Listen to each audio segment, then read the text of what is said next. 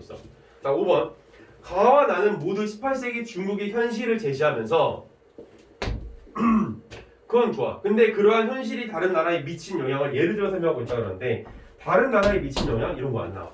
그래서 정답은 1번인데 되게 쉬운 문제야. 근데 내가 하고 싶은 얘기 두 가지야. 첫 번째, 일단 이게 16번이지. 앞에서 지금 빅문학 첫 번째 문제로서 그렇게 어렵지 않은 문제를 출제하고 있다는 걸 볼 수가 있어. 뭐 이유는 간단하겠지. 앞에서부터 너무 어려우면 애들이 시험 자체를 굉장히 난이도를 높게 측정할 염려가 있기 때문에 좀 스무스하게 들어오라는 의미에서 쉽게 냈다는 거야. 그래서 너희들이 지금 글을 읽어서 생각해야 되는 거. 첫 번째 지문에서 나오고 있는 첫 번째 문제를 통해서 이 시험에 대한 전반적인 흐름을 조금 예측해 볼 수 있다는 거야. 어떻게? 앞에서 쉬웠으니까 뒤에 가면 어려워지겠구나 이렇게. 당연한 얘기지만 이런 걸 예측하면서 시험을 보느냐와 안 보느냐는 또 차이가 있기 때문에. 두 번째 얘기하고 싶은 건 지금 선택지를 보면은 1, 2, 3, 4번을 보면 알겠지만은 그렇게 어렵지 않게, 그러니까 많이 어렵진 않잖아, 그지? 어렵지 않게 선택지들을 분별해낼 수 있다는 걸 판단해 볼 수 있는데, 그럼 여기 너희들이 뭘 해야 돼? 이때 시험 본다고 하면 이 문제는 무조건 맞추자는 얘기야. 틀리면 그냥 손해 보는 정도가 아니라 대학이 그냥 바뀌어버려. 이런 거는 특히나. 얘들아, 남들이 맞히지 못하는 문제를 맞추는 게 중요할까? 남들이 다 맞추는 문제를 맞추는 게 중요할까? 진짜 중요하지 않나요? 아니, 더 중요한 게 있지. 뭐야? 남들이 맞히는 문제를 맞추는 게 더 중요해. 남들이 못 맞히는 문제는 나도 틀려도 돼. 이게 무슨 얘기냐면 어차피 상대평가기 때문에 국어 같은 경우에는. 근데 남들이 맞히는 문제를 내가 틀리면 어떻게 되는 거야? 나는 그냥 아예 평균이 떨어지는 거야. 그렇기 때문에 최소한 베이스먼트를 깔아가겠습니다. 이런 문제들이 중요하다는 거지. 자, 그 다음에 17번으로 넘어가자. 17번.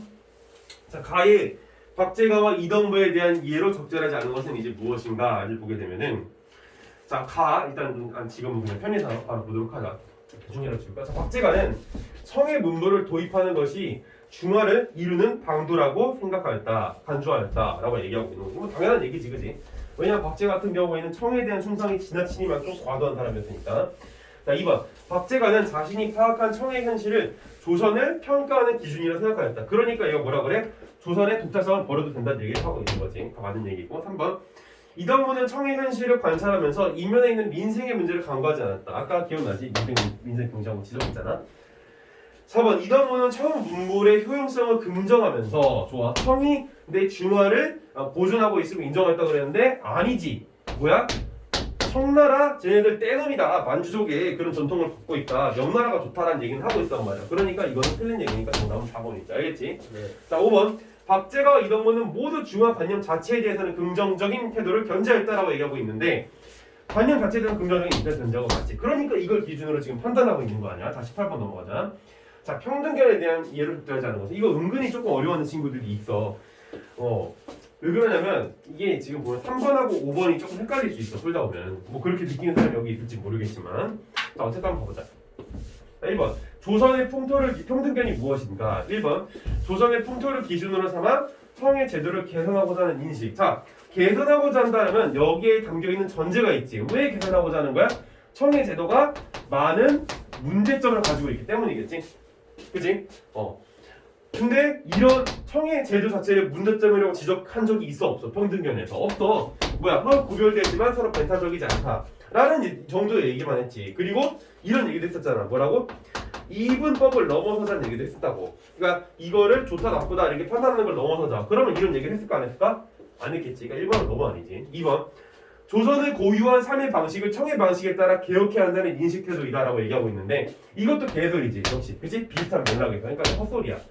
자, 여기서도 선택지 구성 원리를 좀 파악할 수가 있지. 뭐? 들어있는 소재는 다르지만 하고자 하는 얘기의 논지는 비슷하다는 거야. 알겠어?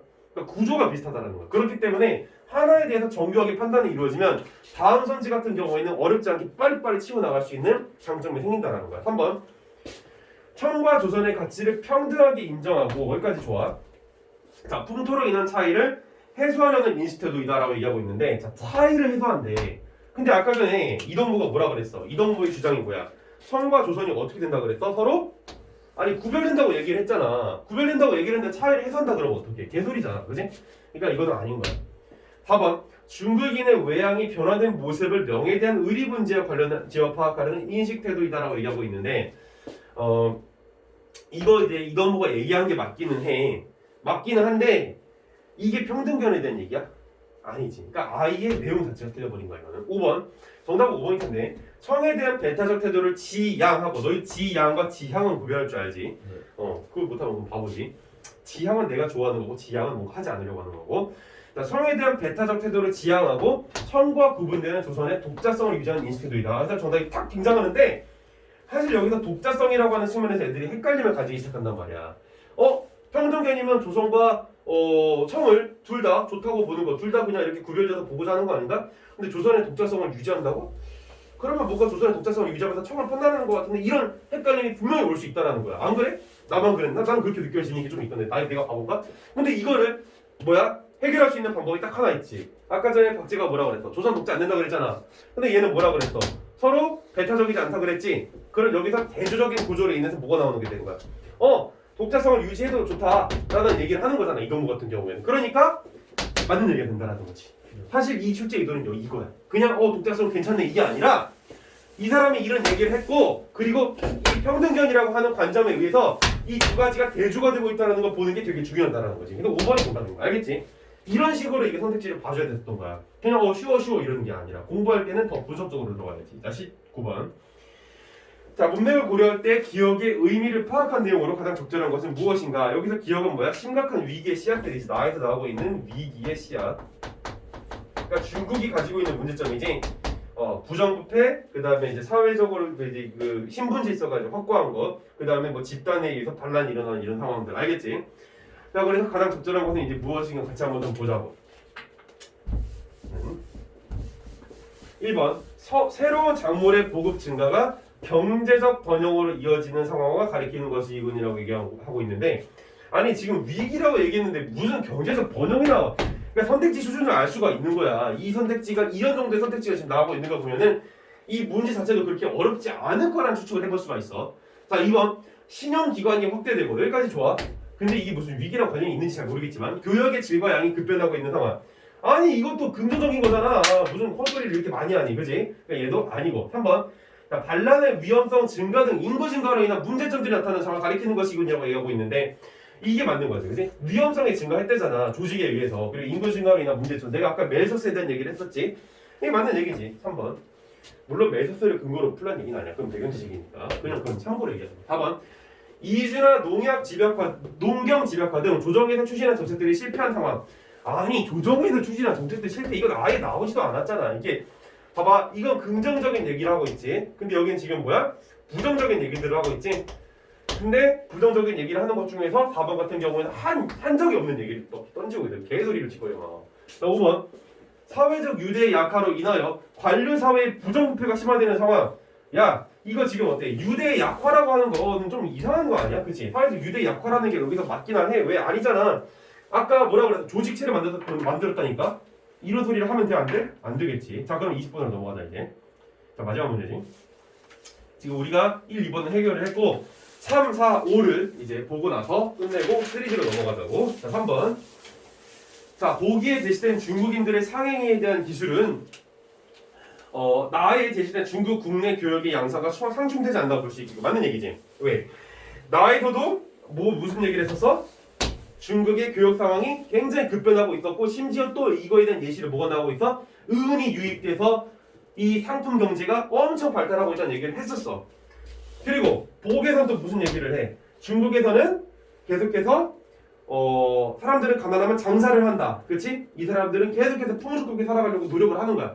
그렇다면 나에서 얘기하고 있는 교역이 증가하고 있는 상황과 복에서 얘기하고 있는 중국인들의 상행위는 상충되지 않는다고 볼 수 있어는 충분히 허용이 가능하겠지. 그리고 한 가지 더. 뭐뭐 할 수 있어. 무슨 진술이야? 감정 진술이 아니라 가능성 진술이잖아.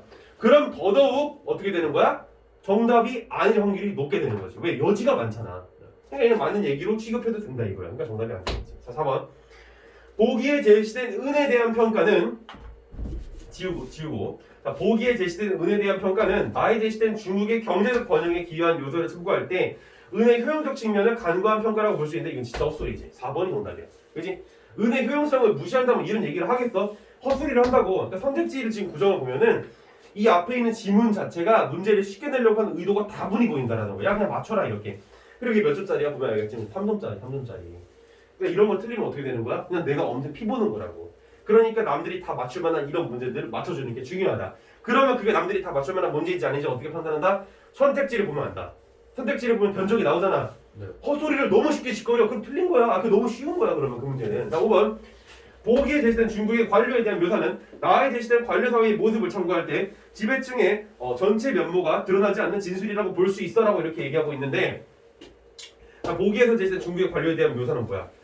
관료층이 너무 편협하고 또 소극적이고 이런 태도를 보였다라는 거야. 그리고 나의 보기에 대해서 중국의 관료의 태도. 아 잠깐만 여기서 지금 보기였구나. 쏘리. 보기에서 지금 중국의 관료에 대해서 뭐라고 얘기를 하고 있어? 재상도 직접 융복사 앞지상에 가서 골동품을 산다. 뭐야? 상행일을 하고 있는 게 보이고 있지?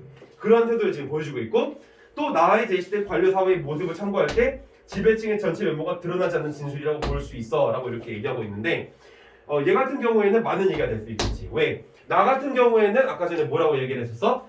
지배층들의 부정 부패를 얘기했었잖아. 근데 얘 같은 경우에 관료에 대해서 뭐라고 하고 있어? 상행일을 열심히 한다.